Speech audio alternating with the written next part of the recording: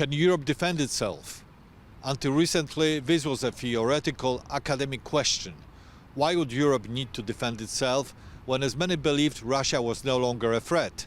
And in any case, Europe would be defended by the mighty, powerful United States. Today we know that Russia is threatening European security very directly, and that Europe can no longer rely on America. But are the Europeans willing and able to provide for their own safe security? Is the European defense industry sufficiently strong and modern? And what about nuclear deterrence? We will address all these questions shortly. You are watching Wider View from Brussels. My name is Marcin Zaborowski. Please stay with us.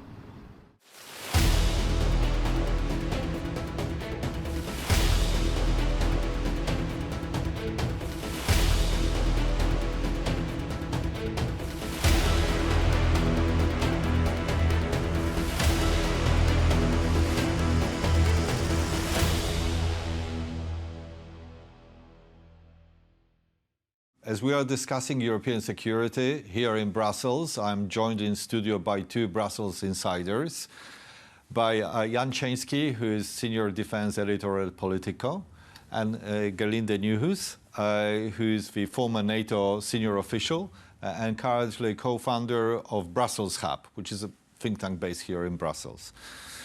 So let's just start with talking about strategic autonomy. Because we are meant to address here the future of European defense, so strategic autonomy is the right place to start. And let me just start by playing a clip. Paul Valéry said at the end of the First World War that it was then we realized our civilizations were mortal. We must be aware of the fact that our Europe today is mortal. It can die. Everything strategic in our world we have delegated. We have given our energy to Russia, our security, in the case of several of our partners, not France, but several others, to the United States, and other critical interests to China. We must take them back. That's what strategic autonomy is about.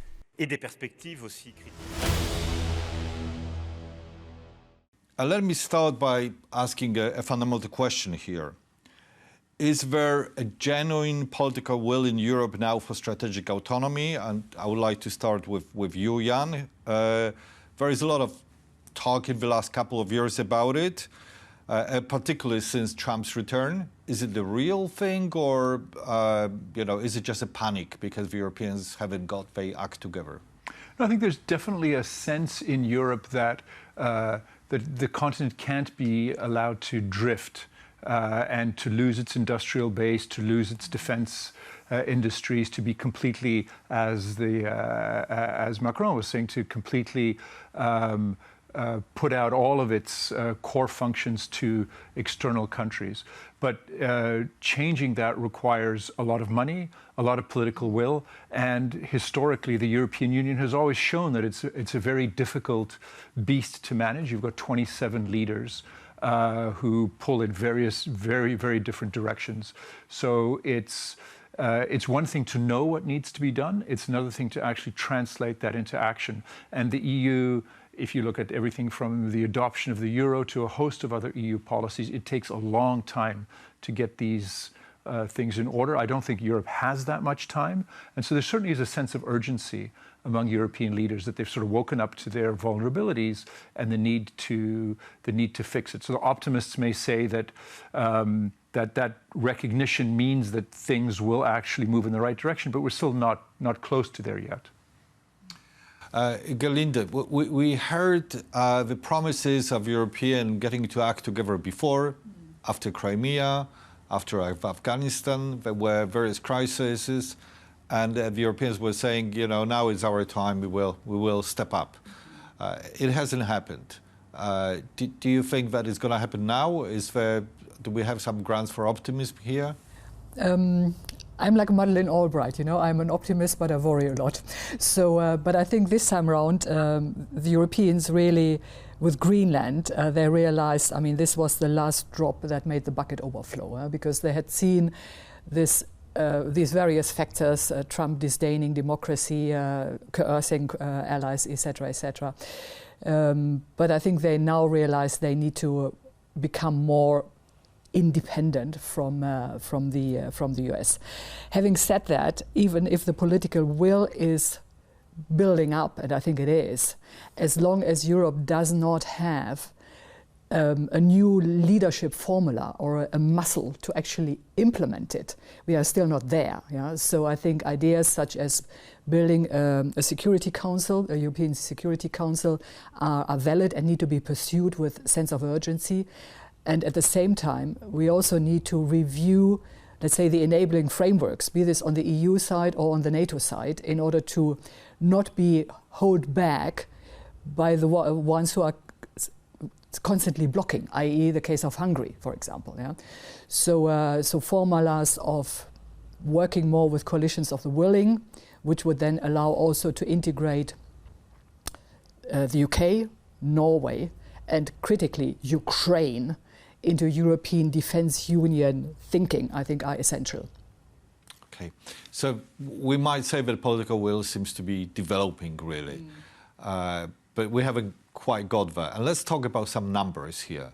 Let's talk about the capabilities and numbers and about what is it what we can afford. And with that, let me play the second clip here. We are in an era of rearmament. And Europe is ready to massively boost its defense spending, both to respond to the short-term urgency to act and to support Ukraine, but also to address the long-term need to take on more responsibility for our own European security. Well, the United States spends now around $1 trillion dollars. Precisely is 962 billion, if I'm not mistaken. Combined EU defense spending is on the rise. So it's around 446 billion.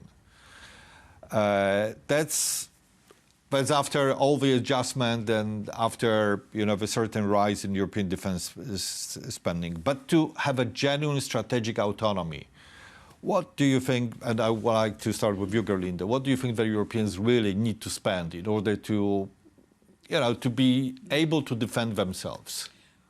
Well, I think if they honor the commitment they made at the NATO summit last year, namely to spend up to 3.5 on the core defense capabilities, they're probably pretty much there. That also corresponds to analysis from Bruegel and others recently, which estimate 250 billion would be necessary in terms of investment in defense.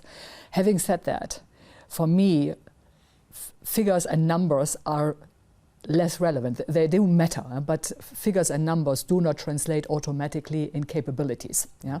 So much more important in my mind are that we get the institutional capabilities right, and that we then get also the reform of our entire military right. Yeah?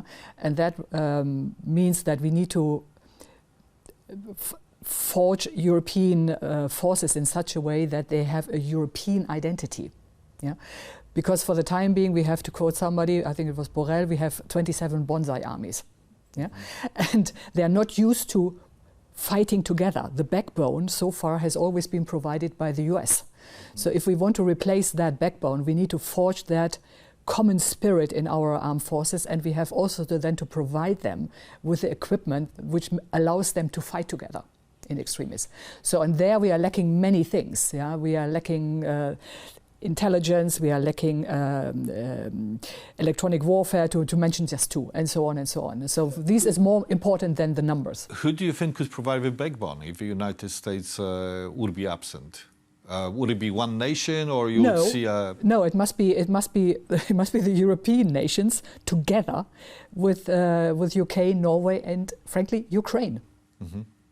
Okay. You think that's realistic? You think it might happen? Well, you need to be ambitious to get things moving, huh? And I would always start with a vision, like Macron, yeah, and then adapt to the realities, cut your losses if you wish. Yeah. But if you already start small, you're not going to get anywhere. Okay. Jan, you have written about numbers. You have written about European defence.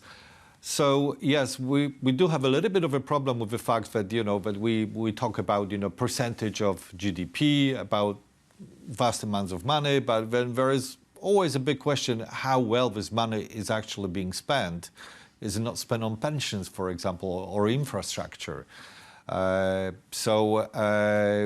want to ask you how much of this defense investment is real and how much of that is actually creative accounting?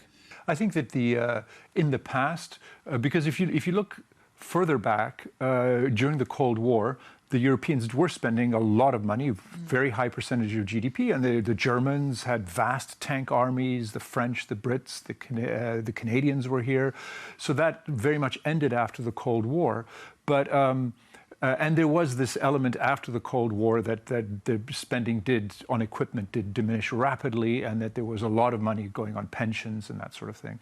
But I think now you're really seeing, if you look at what the Germans are doing, what the Poles are doing, what other European countries are doing, they're buying hard military power. They're increasing their aviation fleets, their ammunition, the tanks, and the sort of the strategic enablers, not yet to the level that the Americans have, but there is definitely a ramp up in their equipment. It's, well, as Gerlinde was saying, it's how well you spend the money. The Americans do spend a lot more in raw dollars. As a percentage of GDP, they're below the Polish level. They're about 3.5% of GDP. The Poles and the Balts are above that. The American force posture is also very different. They run a global enterprise. They've got to have bases in Asia, and they're in Latin America, and they've got their African command. Europe has one enemy, that's Russia. And so they've got one front, so that you don't need to spend as much as America, and it's all essentially air and land based to border with Russia. So the force posture is very different. This I would strongly disagree with what the NATO Secretary General Mark Rutte said a few days ago at the European Parliament, that we need to get 10% of GDP. I think that's nonsense. I think that you can get much closer to where Europe needs to be at reasonable levels of spending, because you're not spending as widely as the Americans are spending. Okay, so we addressed the money. Now there is a big question of what exactly do you do with this money in Europe? Well, do we have a defense industry to serve as a part of a deterrence, really, or deterrent? With that, let me play a clip about the European defense industry. The war in Ukraine in particular highlights the importance of artillery ammunition. Despite the massive increase in the use of drones, 155 millimeter ammunition remains a main consumable in a war of attrition and a bottleneck factor in Russia's war of aggression. Stepping up production capacities, especially of ammunition, is needed for our security and therefore essential for all NATO partners. So Europe has some major defense companies. We have Rheinmetall, we have MBDA, we have Leonardo, we have Dassault.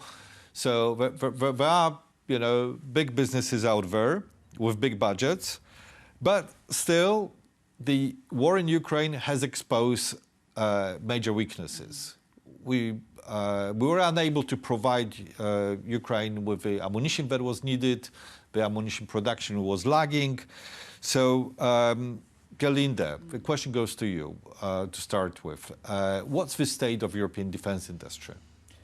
Well, I would say it's a very mixed bag. I think on the positive side, thanks to the increased defense spending, I mean, we have seen much more defense procurement. We have seen much more also investment in research and development. We have seen more jobs in the defense sector. So, and also more output. Having said that, there are still many concerns. And for me, the main one is we are still lacking the sense of urgency. Yeah, we are still too slow, too cumbersome. In many ways, we have Russia with its war economy, and we are doing, I wouldn't say business as usual, but we still don't have adapted to the sense of urgency which we would need.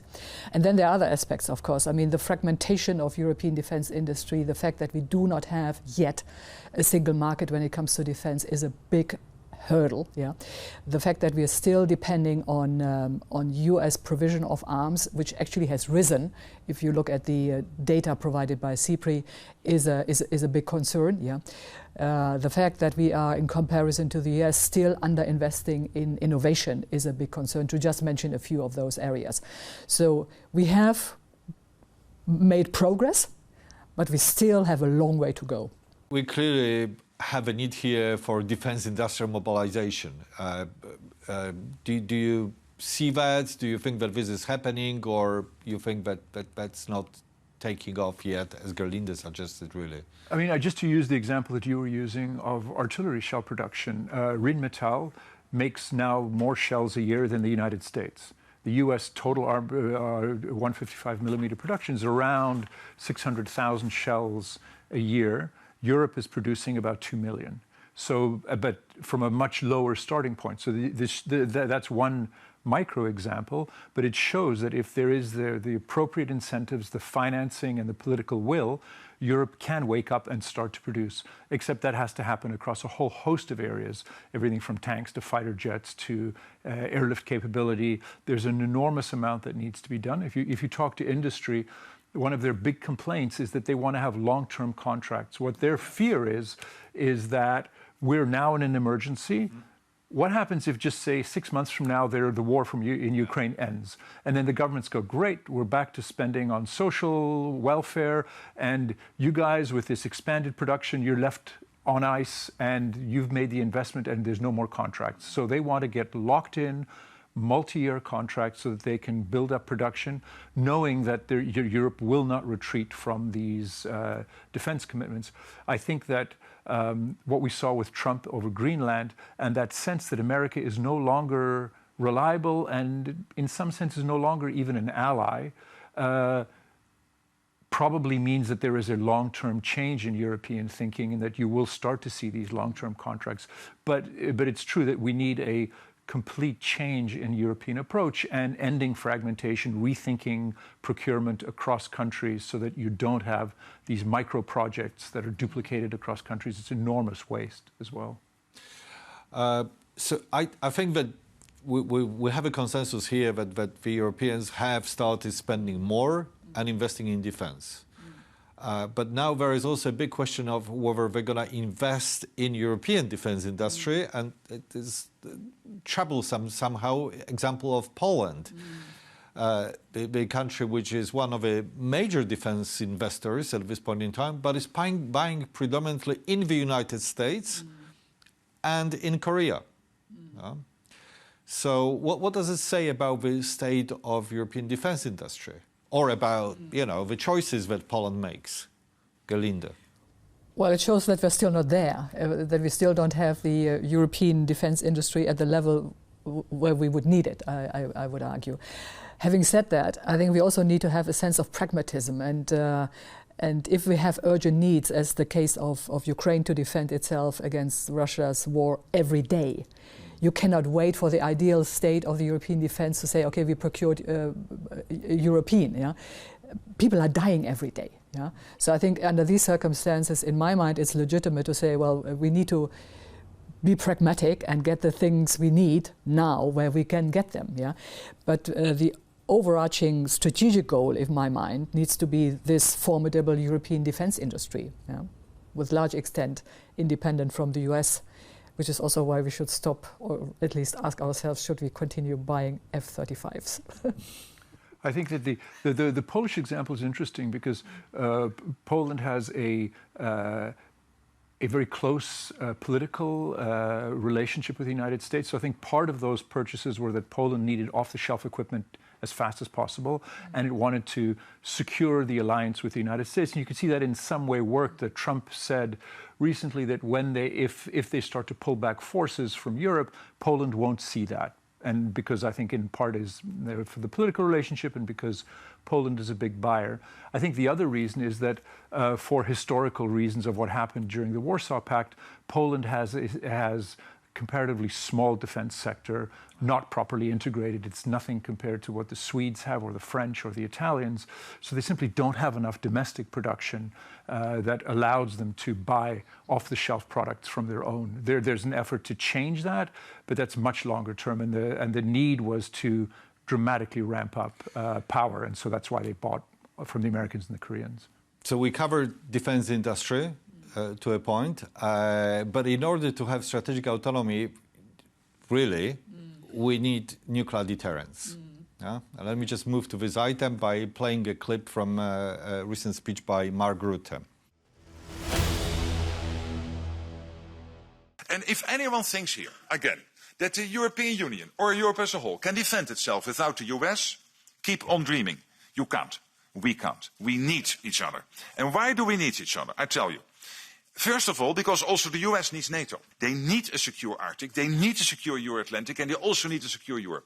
So the US has every interest in NATO as much as Canada and the European NATO allies. But for Europe, if you really want to go it alone, and those of you who are planning for that, forget that you can ever get there with 5%. It will be 10%. You have to build up your own nuclear capability. That costs billions and billions of euros. You will lose then, in that scenario, you would lose the ultimate guarantor of our freedom, which is the US nuclear umbrella. So, hey, good luck. Well, strong words from NATO Secretary General, former Prime Minister of the Netherlands. What's our nuclear situation at this point in time? Well, we have three elements here. There is obviously the American nuclear deterrence, which is extended to much of Europe. We have the French independent force de frappe, and we have the British one, Trident, which is dependent on the American technology. So in this context, if the Americans were to pull out the element of nuclear deterrence, is it even conceivable that Europe would be able to fill this gap? I think that deterrence works if you believe in it. It's a confidence play, right? And so I think that what Trump has done has so undermined confidence in America. I would argue that it's not entirely clear that Europe is still protected properly by America's nuclear umbrella, because you have to believe that the Americans will go to nuclear war to defend Eastern Estonia. Would they? I don't know. I think probably not. But so the whole umbrella is pretty threadbare. You can see European countries, Sweden, Poland, Germany, are starting to have talks with the French about extending the French nuclear umbrella, about talking in more concrete terms.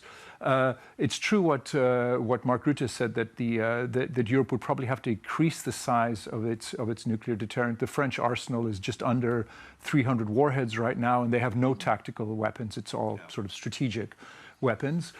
The counter-argument is that 300 is enough to basically turn the whole of Russia into a flattened dead zone. So that's people can get very into arcane arguments about nuclear deterrence, but the French or the British have enough to flatten Russia if Russia attacks. So you could say that that's probably enough to deter a nuclear attack from Russia against the continent. Gerlinde, very briefly, two controversial issues. Number one, do you think that Germany should be hosting French nuclear weapons, nuclear launchers? Yeah? And should Poland join the club of nuclear nations? On your last question, I think it depends what you mean. If it's a question of being part of the nuclear sharing formula, I think then the answer is yes. If the implication is, should Poland become a nuclear power by its own right, meaning proliferation, then I would say that's probably not the best idea to go forward. But coming back to the broader point, I think if we want to have a higher degree of European strategic responsibility, then the nuclear deterrence is piece and parcel of that. Yeah. So yes, picking up Macron's offer, which he has made repeatedly, yeah, for years actually. It's not since yesterday that he's making that point, but picking up that offer seems to me absolutely essential. in my mind, the last year's declaration, which the French signed together with the Brits about nuclear posturing, is a first step in that direction of a joint European nuclear deterrence. But more needs to be done, and Europeans should do it. Also, in light of the unreliability which we are seeing with the Americans, which will not go away because Trump himself is not an accident, will have that attitude for the long run. So thank you. This is all what we have time for today. That was Gerlinde Niehus from Brussels Hub, a former NATO official, Jan Cienski, the defense correspondent from Politico. You've been watching Wider View from Brussels. Thank you.